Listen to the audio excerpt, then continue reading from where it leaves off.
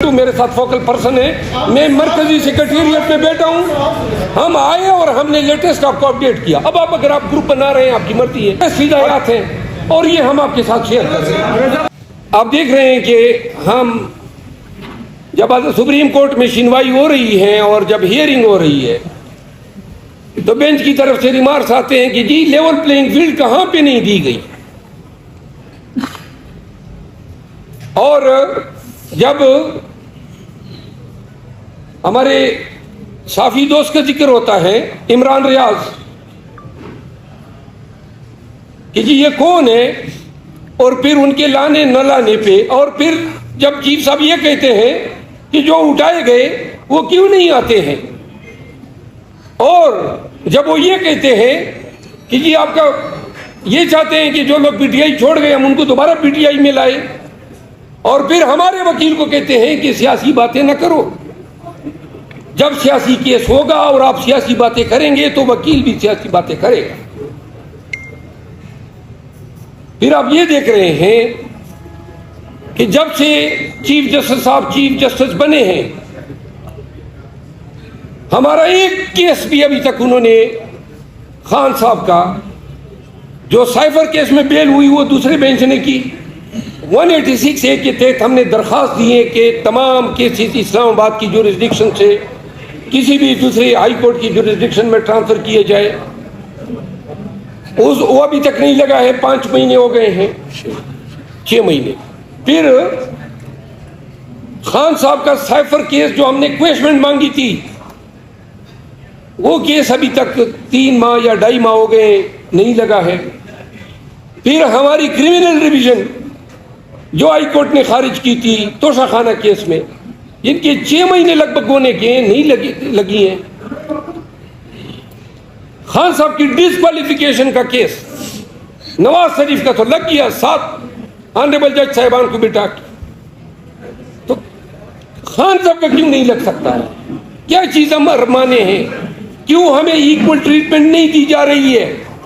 Article 25 आईन पाकिस्तान यही तो कहता है कि किसी बुनियाद पे तफरीक नहीं होगी, न जेंडर पे, न रिलीजन पे, न जबान पे, न नस्ल पे।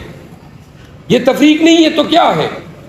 और आखिर में इस प्रेस कॉन्फ्रेंस का मतलब ये था कि हम पूरे मुल्क को और तमाम पाकिस्तानियों को ये बताना चाहते हैं कि Pakistan Tehreek Insaf, chief justice of Pakistan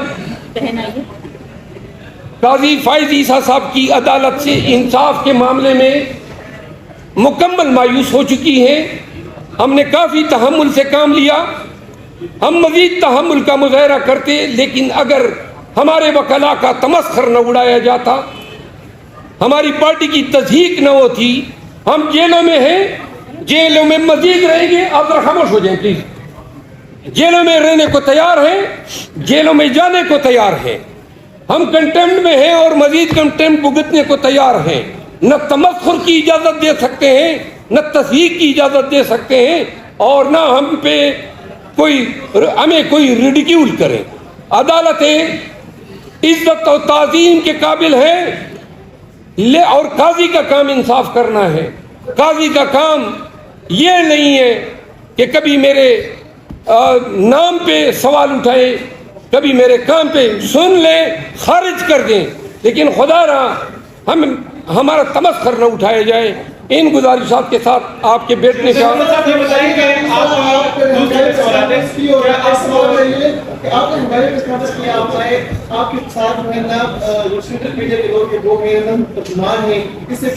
यार मैं सीनियर वाइस प्रेसिडेंट हूँ, मेरे साथ फोकल पर्सन है, मैं मरकजी सेक्रेटेरिएट में बैठा हूँ।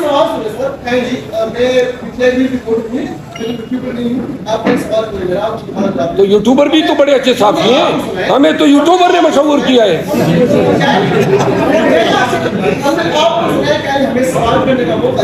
आप करें ना भाई, करें। सवाल है कि हम किसकी बात करें? पीटीआई में सिर्फ 3 ग्रुप,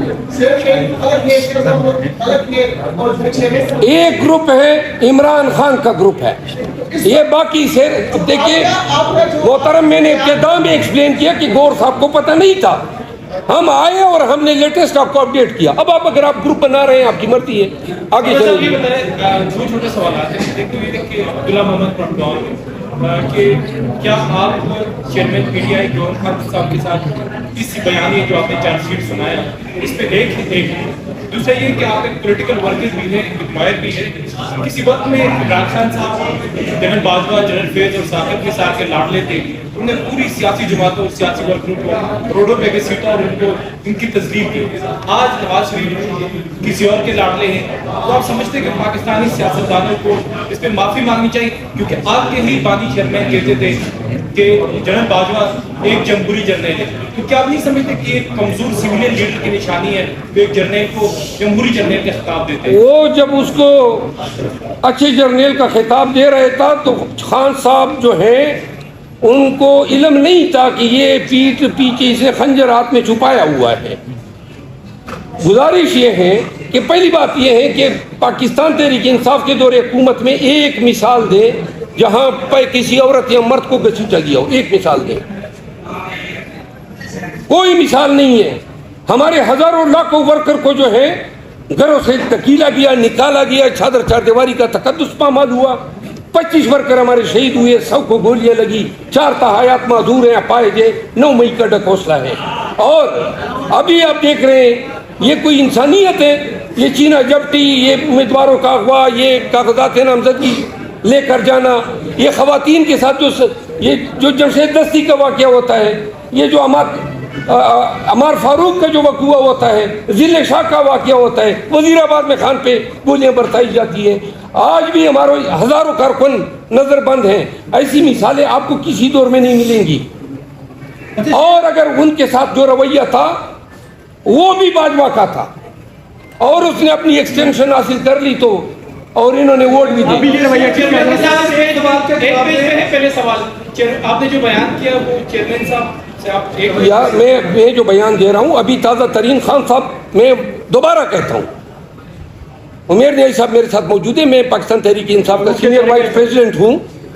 मैं खान साहब के हिदायत के तहत फौरन भाग के आए हैं, लेकिन प्रेस कॉन्फ्रेंस हो चुकी थी, तो लिहाजा ये हमारा लेटेस्ट नैरेटिव है और इसी को आदमी समझा जाए। अच्छा सर, ये बताएं कि अभी आप अकेले कायल कर लिया अपने चेयरमैन को कि वो भी सुप्रीम कोर्ट में अदम एतमाद करें? आप बाकी चीफ जस्टिस के ऊपर अदम एतमाद कर रहे हैं या पूरी सुप्रीम कोर्ट? आपने मेरी प्रेस कॉन्फ्रेंस सुन ली, एक बंदे का नाम लिया, एक का जिक्र हुआ। अगर आप इसको स्ट्रेच कर रहे हैं आपकी मर्जी।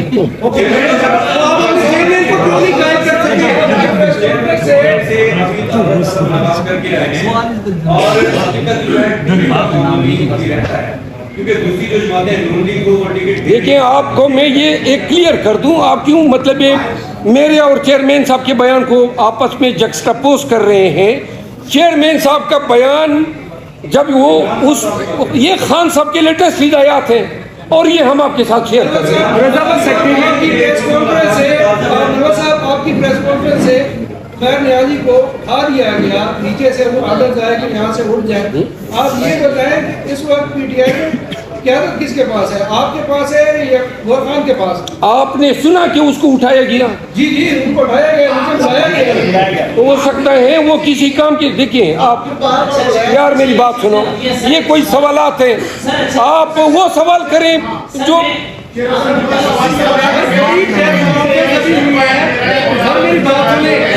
आप बताएं जंगीर।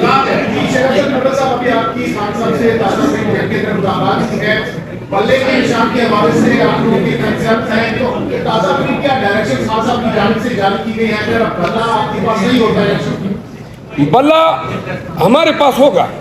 9 तारीख को इसकी समाअत है, डिवीजन बेंच इसकी समाअत करेगी। वो फैसला इलेक्शन कमीशन का जो है वो इंतहाई नाकिस और बदनीयती पर मबनी फैसला है, ये सस्टेन नहीं कर सकता है। और अगर बिलफर्ज खुदा न ख्वास्ता ये बल्ले का निशान किसी भी तौर से छीन लेते हैं, हमने आज ही खान साहब ने पाकिस्तान तहरीक इंसाफ और JUI शेरानी ग्रुप के दरमियान इल्हाक को मंजूरी दी है। हमारे पास 2-3 और इंतखाबी निशानात हैं और हमारे पास ऑप्शन हैं, लेकिन इनकी नौबत नहीं आई।